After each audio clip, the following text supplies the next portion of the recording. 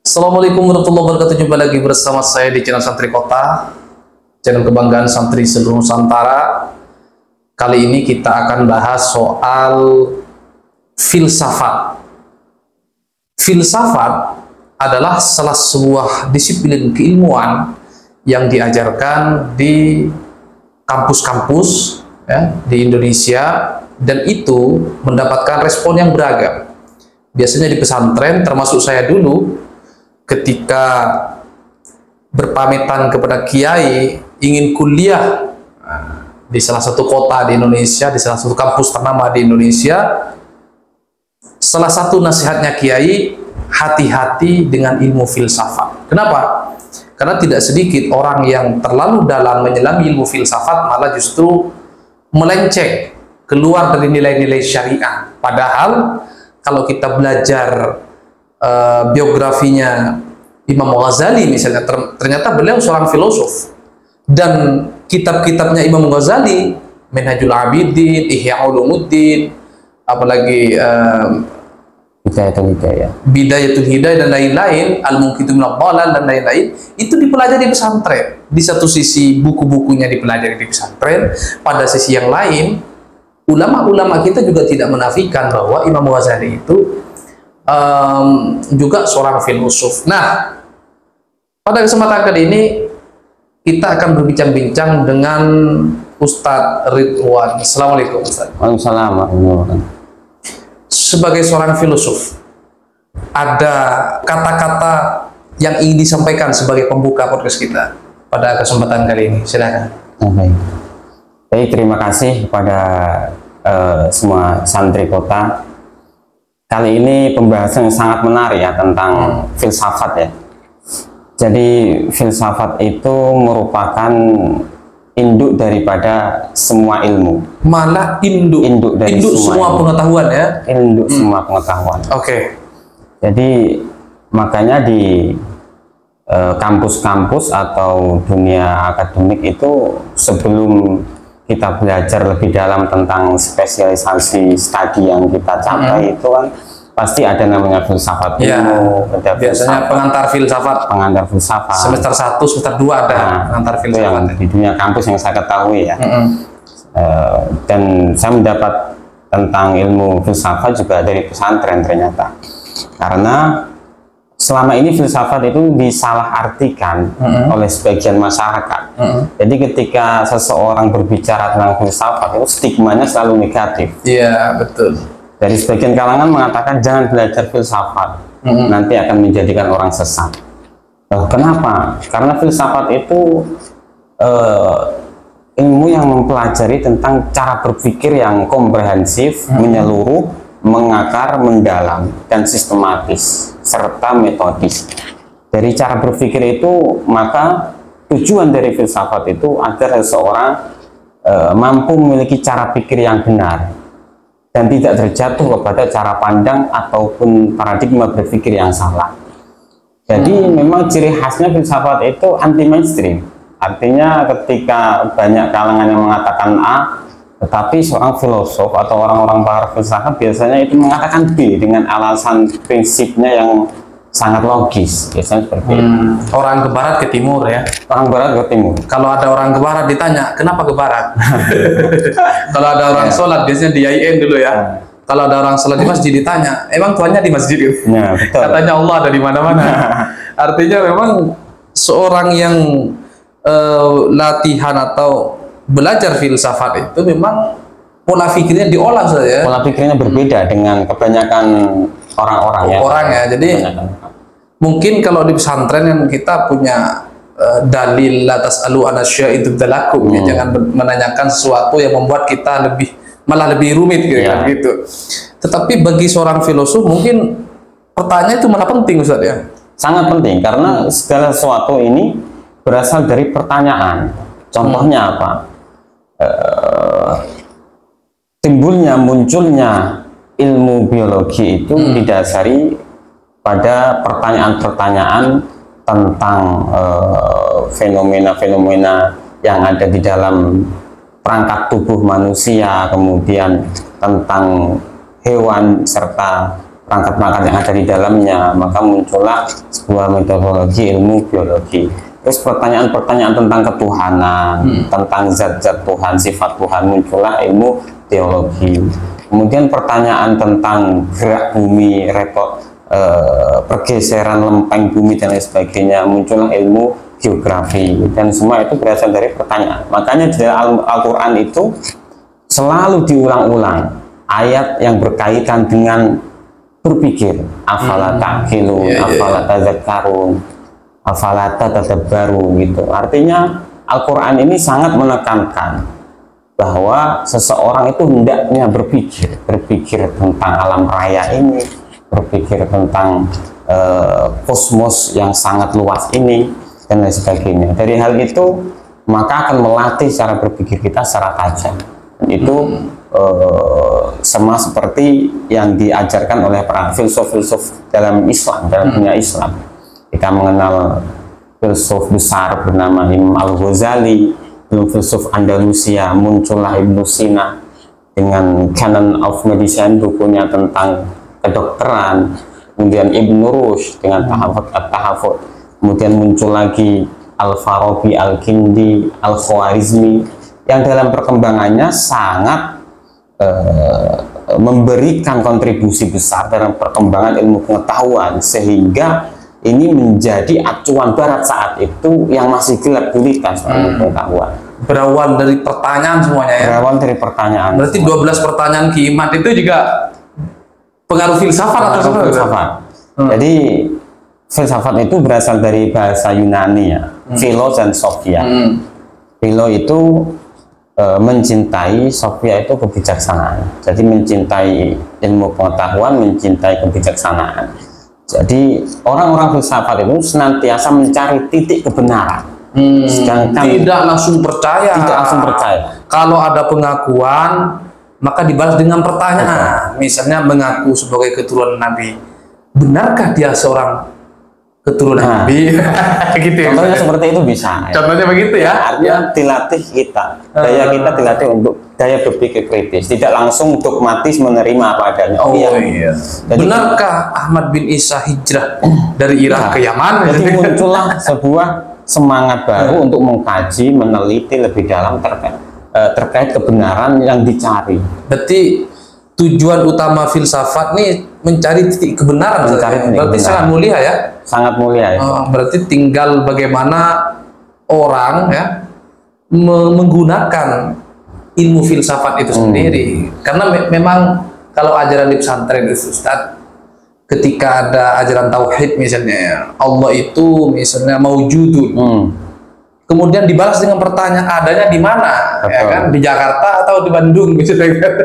Itu kemudian seolah-olah kemudian dikantar dengan ayat itu, la tas'alu anasya intum jalakum, jangan menanyakan sesuatu yang membuat dirimu makin rumit. Artinya karena keterbatasan pikiran kita tentang konsep teologi itu sendiri. Tapi sebenarnya seandainya ilmu kita sudah cukup luas, misalnya ketika ada pertanyaan, saya masih ingat nih dosen filsafat saya dulu di kampus bertanya, Allahu Akbar, Allah Maha Besar, tetapi kok tidak kelihatan, ya kan? Jawaban dosen saya itu sangat masuk akal Ustaz, karena Allah itu terlalu besar sehingga tidak bisa dijangkau oleh mata kita. Betul, logis. Masuk akal juga ya. Contohnya, kamu bisa nggak melihat bola bumi? Nggak bisa, karena bola bumi terlalu besar dengan ukuran kita, maka yang kita lihat aja ya bumi di bawah kita aja, tanahnya. Padahal sebenarnya bumi itu ya bulat gitu kan. Nah itu mungkin yang pernah saya pelajari ya soal filsafat. Artinya memang belajar filsafat penting Ustaz ya. Sangat penting. Jadi seperti pertanyaan, bukankah belajar filsafat itu semakin menjauhkan orang dari agama, dari kepercayaan? Itu tergantung pada objek manusianya. Artinya ketika dia memiliki, sudah ada pondasi tentang ketauhidan, tentang kayak kita waktu kecil diajarkan tauhid dan sebagainya, itu malah semakin memperkuat keimanan seseorang. Contohnya dia mampu membuktikan keesaan zat-zat Allah yang ada di alam raya ini tidak hanya secara dogma, ajaran-ajaran agama, tapi juga rasionalitas akal. Jadi semakin rasionalis dan logis. Coba lihat ulama-ulama yang sangat rasionalis itu semakin menambah daya keyakinan mereka. Bahkan sampai menjadikan Imam Ghazali sampai ke puncak kesufiannya itu berasal dari filsafat juga, karena beliau sebelumnya kan menjadi seorang yang sangat rasionalis. Iya. Sama juga dengan kalau tokoh saat ini misalnya Gus Dur juga pembelajar filsafat, kemudian Cak Nur, Nur Khalis Majid, beliau itu sampai menemukan kebesaran dan energi ketuhanan yang sangat hebat melalui daya rasionalis akal. Kalau di pesantren kan memang belum ada pelajaran filsafat, Ustaz ya. Jadi mungkin kiai sah-sah saja. Untuk sementara nggak usah banyak tanya dulu kira-kira. Artinya mungkin itu sistem pendidikan kita ya. Jadi di pesantren murni dogmatik, doktrin ya. Pokoknya apa yang disampaikan kiai yakini saja. Soal nanti ketika sampai di perkuliahan, pikiran kita sudah lebih dewasa, pergaulan kita sudah semakin luas, materi-materi keilmuan sudah semakin banyak, dosen-dosen kita sudah makin beragam ya, yang awalnya hanya dalam negeri sekarang ada dari Timur Tengah, ada dari Barat dan lain-lain. Di situ mungkin ya saya pikir boleh-boleh aja ya belajar filsafat ya, dan filsafat itu bukan hanya sebagai teori, tapi filsafat sudah menjadi bagian daripada kehidupan manusia seperti falsafah Pancasila dan lain-lain. Kalau menurut Ustaz, bagaimana seorang filosof menciptakan pertanyaan-pertanyaan yang begitu banyak, dan apa yang mereka lakukan? Misalnya seorang filosof penasaran nih, hari ini yang lagi rame soal nasab misalnya, nanti Kimat dituduh, Kimat kan bukan filosof misalnya kan, tapi kan semua orang boleh berpikir ya, boleh bertanya. Apa yang dilakukan Kimat ini? Dia mengajukan kalau nggak salah 12 pertanyaan ya, yang sampai hari ini belum terjawab misalnya. Apakah itu pengaruh dari filsafat? Secara tak langsung dia telah mempraktekkan atau mengaplikasikan nilai-nilai filosofis. Karena melalui daya kritisnya itu sudah menandakan dia itu mengamalkan teori-teori filsafat. Sama juga dengan anak kecil itu. Anak kecil kan banyak pertanyaan. Yang kita punya anak kecil bertanya dengan hal-hal yang remeh sepele, misalkan gelas ini untuk apa, misalkan gitu. Sebagai orang tua kan pasti menganggapnya ini pertanyaan apa. Justru dari situ muncullah metodologi cara berpikir yang kritis, orang melatih untuk kedepannya gitu. Artinya kalau ada anak kecil banyak bertanya, jangan marah. Jangan marah. Berarti dia punya potensi menjadi seorang filosof. Dan itu objek filsafat kan semua bidang, artinya tidak hanya di dalam berpikir sesuatu hal yang sempit, tapi semua bidang itu bisa masuk ke ranah filsafat. Makanya ketika ada pertanyaan, misalnya kamu belajar filsafat mau jadi apa? Loh, filsafat itu membentuk fondasi cara berpikir yang kritis. Tergantung objek orangnya. Kalau objek orangnya sebagai seorang guru yang cara pandangnya filosofis, yang kritis, metodis. Kalau dia seorang pekerja yang mengaplikasikan etos kerja, disiplin, kemudian berintegritas dan lain sebagainya. Kalau dia seorang pejabat, ya amanah dengan apa yang sedang diemban. Ya, tapi kalau di kampus, Ustaz, dulu saya sebelum masuk kuliah itu, kan ditanya nih orang tua nih, kalau ikut jurusan tarbiyah pulang ngajar. Kalau ikut jurusan ekonomi, pulangnya ya menjadi seorang ekonom atau menjadi pengusaha dan lain-lain.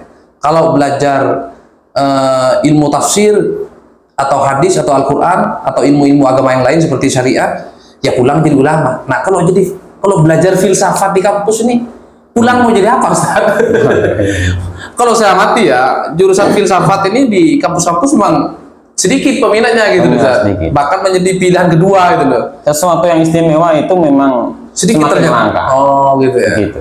Artinya orang yang masuk jurusan filsafat orang yang langka, Ustaz ya? Orang yang langka. Nekat juga. Dan maka dari awal kan kami mengatakan bahwasanya objek daripada filsafat itu segala sesuatu yang ada di alam raya ini. Artinya tidak terbatasi oleh sekat-sekat tertentu. Oh berarti lulusan bisa jadi jurusan filsafat ini bisa jadi apa aja. Misalnya dia backgroundnya sebagai ekonom, ketika dihiasi dengan kajian filsafat yang mendalam, dia akan menjadi ekonom yang profesional. Ataupun dia jurusan arsitek, itu menjadi seorang arsitek yang filosofis, yang mendetail dalam menentukan kebijakan-kebijakan bangunannya dan lain sebagainya. Jadi bangunan berpikirnya ini sistematis, metodis, itu sangat-sangat tersusun rapi. Oke, terakhir Ustaz, sampaikan buat para santri yang mungkin tahun ini sudah akan lulus. Kan bingung nih, bingung nih ya kan? Apa rekomendasi Ustaz buat para santri? Ya, rekomendasinya tetap di akar yang sama ya, artinya filosofi daripada ayat Al-Quran, Iqra aja, Iqra, bacalah. Kalau ingin mencapai perubahan ataupun peradaban yang lebih maju, maka akar pondasinya berawal dari Iqra, membaca. Dan membaca ini tidak hanya terbatasi dengan hanya membaca buku atau membaca kitab, tapi membaca situasi, membaca lingkungan, membaca kondisi, membaca sosiokultural masyarakat, dan membaca segala apa yang ada di alam raya ini. Maka di ayat pertama dalam Al-Quran itu, wahyu pertama Iqra, setelah Iqra itu Bismi Rabbikal ladzi khalaq, tetapi jangan lupa sandarkan dengan atas nama Allah yang menciptakan alam raya ini. Usaha yang semangat, baru kita gantungkan semuanya kepada Allah. Betul. Ya? Jadi ikhtiar dan tawakal. Jadi rasionalis juga spiritual. Antara dua hal ini tidak bisa dipisahkan, jasad dan ruh. Makanya daya pikir rasional juga harus diimbangi dengan spiritualitas. Artinya memilih jurusan di kampus itu bebas apa aja, tergantung minat dan keinginan masing-masing. Soal mau jadi apa, ya, kita kembalikan kepada Allah Subhanahu Wa Taala, gitu Ustaz, ya. Yang penting fokus apa yang bisa dikerjakan di depan. Al-istighol biwairil maksud, i'radun anil maksud. Kaidah fikihnya seperti itu. Jadi kalau seorang itu tersibukkan oleh hal yang bukan menjadi tujuan awalnya, maka dia akan jauh dari cita-cita yang dicanangkan di awal. Jadi titik tekannya di fokus pada apa yang engkau menjadi tujuan. Al-istighol. Begitulah sahabat santri. Jadi jangan sudon tentang ilmu filsafat, bahwa ilmu filsafat ini sesungguhnya memiliki misi atau tujuan yang sangat mulia, dan filsafat ini mungkin menjadi kerangka dasar seorang agar daya fikirnya lebih baik, kira-kira begitu saja ya. Dengan memahami filsafat, maka orang insya Allah lebih mampu untuk menjalankan nalar pikirannya. Terima kasih Ustaz atas kehadirannya di podcast Santri Kota. Mudah-mudahan setidaknya memberikan bekal, terutama para adik-adik, para santri yang tahun ini sudah mau lulus. Silakan pilih kampus terbaik di Republik ini. Silakan kalau ingin keluar negeri atau kemana aja terserah. Atau mungkin setelah lulus dari pesantren tetap berada di pondok pesantren, karena hari ini di pesantren-pesantren sudah mulai banyak yang mendirikan universitas-universitas. Mudah-mudahan bermanfaat. Hadanallahu yakum ajmain. Wallahu muwaffiq ila aqwamit thoriq. Assalamualaikum warahmatullahi wabarakatuh. Sampai jumpa. Hai pemirsa, mari kita gunakan produk dalam negeri guna mendukung fatwa ulama MUI dan pemberdayaan ekonomi UMKM santri di Indonesia. Saya Khairunisa, happy shopping. Assalamualaikum warahmatullahi wabarakatuh. Halo sahabat halal dimanapun berada, saya Abdil Pasmadai. Mari dari sekarang kita beralih ke produk dalam negeri sesuai arahan MUI. Mari kita hijrah untuk hidup semakin berkah. Assalamualaikum warahmatullahi wabarakatuh. Bersama Garcepan, penggerak cinta ekonomi produk nasional.